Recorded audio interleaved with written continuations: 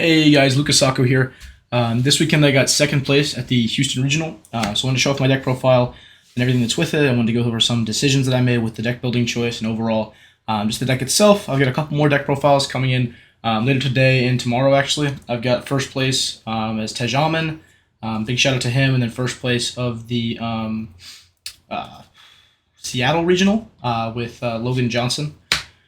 But we're going to go over the deck profile here first. Played Pure Snake Eye. It's overall just the best deck. Has the most non-engine spots. And personally, I think this is just better than Fire King. Pretty standard for the engine. It's just 3 Ash, 2 Poplar, Oak, Jet, the 2 Flame Birch. 2 Flame Birch is necessary. I've seen people cutting this. I've also seen people taking out the Jet. These are necessary. If you're not doing the Synchro combo when you're opening 2 engine cards, I think this deck has less reason to play it than the Fire King build. But having the hard Omni Negates gives you a much better coverage into all other matchups, so I think it's worth playing the Synchro coverage, because it gives you hard Omni Negates. 3 Bonfire for consistency, and 1 for 1. Standard, pretty consistent. Played Temple. I use this in my 2-card combo, and the 1-card combo, so pretty standard to play this. This also gives you a lot of interaction when you're going second to break boards, so this is just standard and all of the Snake Eye decks. 3 Diabell Star, 3 Wanted, 1 Original. That's it for the engine. It is 21 engine cards. And then for the non-engine, the biggest thing I played was 3 Lullaby. I only ended up playing 3 Snake Eye decks the entire weekend. But there was a lot of interaction where this card was still insane. Like against the Flinder opponent I had round 1, I got a Lullaby called Ash Blossom when they had a false Lyn on the field. Puts it right in your hand. It's insane. Against Sword Soul, got to call Ash Blossom, summon it to my field, make a Baron pretty early. That was nice. This card has a lot of different interactions. Knowing your opponent's on Bestials and Lullaby calling a Bestial when you have a Princess on the field is really good.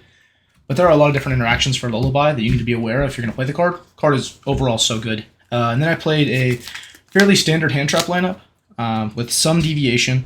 So I played 3 Effective Ailer, 3 Ash Blossom, 3 Nibiru, 3 Infinite Impermanence, 2 Ghost Mourner, and then the weird thing about my deck is I did play 1 Magnum and 1 Druid Swarm in the main deck.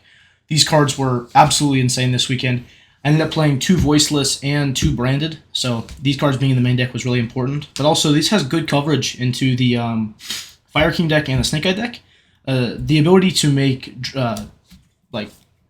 Phoenix with the monsters you summon during your opponent's end phase is really important to play around Summon Limit. It just gives you a lot of interaction to start your turn off with. Another cool interaction is with Druid Swarm. A lot of the time, if you Druid Swarm them, in order to deal with this, they'll use Flame Burst to put it back in the Spell Trap zone. And then you can just send it for Diabell Star. It still gets the effect to send because it was sent from field. Another thing you can do is, instead of having to rely on your opponent putting it there, you can go Flame Burst to put Druid Swarm from your graveyard in the Spell Trap zone, then Diabell Star send it. Still gets that effect to send a monster from your opponent's field to the graveyard, which is really important. That's it for the main deck, 40 cards. On to the extra deck. Like I said, I did play the Synchros.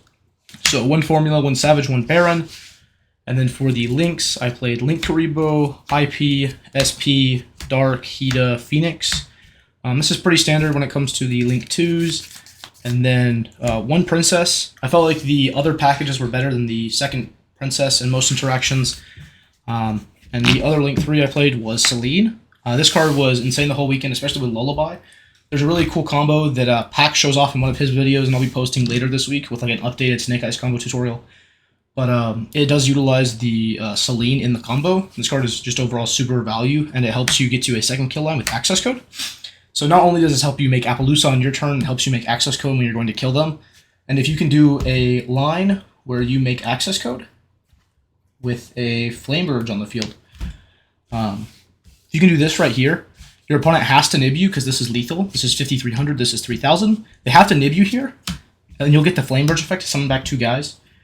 So then you'll have the 2 guys and a token. And this right here is already the Princess kill line with the Raging Phoenix. So it's kind of a checkmate in regards to playing around Nibiru.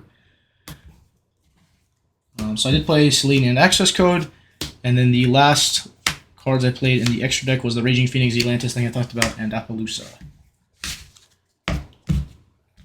Side deck, play 3 Summon Limit, best card in the game, most annoying Floodgate, super cringe, but it deserves to be here.